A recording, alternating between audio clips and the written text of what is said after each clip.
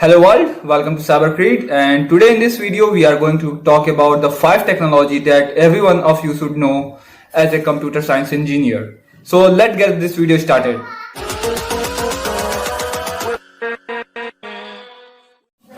Number 1. The first thing that every one of you should practice is Git and GitHub. Well, Git is basically a version control system and it is very useful as soon as you move into the working industry, because there everyone used to write their separate code and they all upload their code on GitHub using Git. So you have to learn some basic Git command, and learning Git command is just like 4 to 5 day task. You can easily learn it, but it will be a plus point to your skill set. So moving on to our number 2. You have to learn some basic of HTML, CSS and JavaScript. Like, you have to learn it, because there are many time cases that you have to make some GUI version of any of your program, so that you can represent it to your members. You can do it easily using HTML, CSS, or if you don't know this, you have to use the GUI framework of that particular programming language, like Tkinter for Python and AWT for Java, and there are many frameworks like that. The third thing that you should master is data structures and algorithm. Yes, this is the most important topic of all, because wherever you go, you are going to use this data structure and algorithm. If you think like, okay, in my college they have taught me data structures, okay, they have taught it. They have taught me algorithms, okay, but just tell me you have learned backtracking, but have you ever tried to implement a program using backtracking? Or you would have learned recursive programming, but have you ever applied it?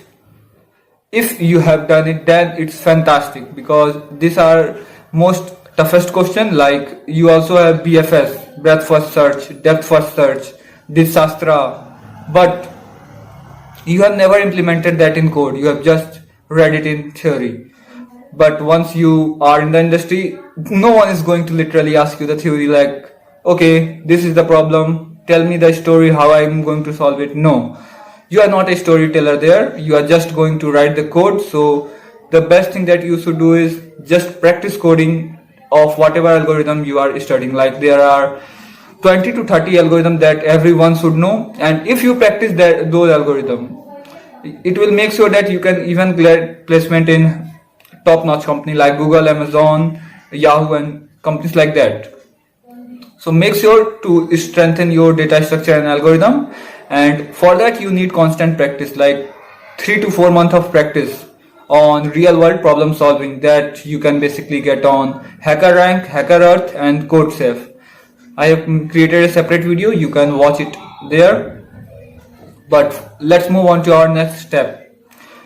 Everyone should know what is an API and how we are going to use API in our day-to-day program. Like, whatever you are going to do, if you are going to be a backend engineer, then of course you are going to write everything like that you are going to write is being an API. But if you are going to be a front-end engineer, you basically should know how you can use data from an API, how you can fetch API, how you can parse it and show to your app or website or whatever.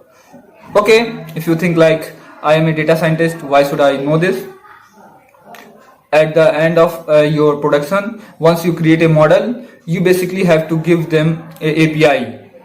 That API will help your company to use your artificial intelligence or neural network, whatever you have built, to use in their real web app or Android app, whatever they are trying to make. So please make sure to learn how to create an API. It just hardly take 4 to 5 days. There are just some basic things that you need to know and you will be good to go. You don't need to be masters at every of these things. But if you are preparing for high-fledged interview, you should know data structure and algorithm. Like, they are the must thing.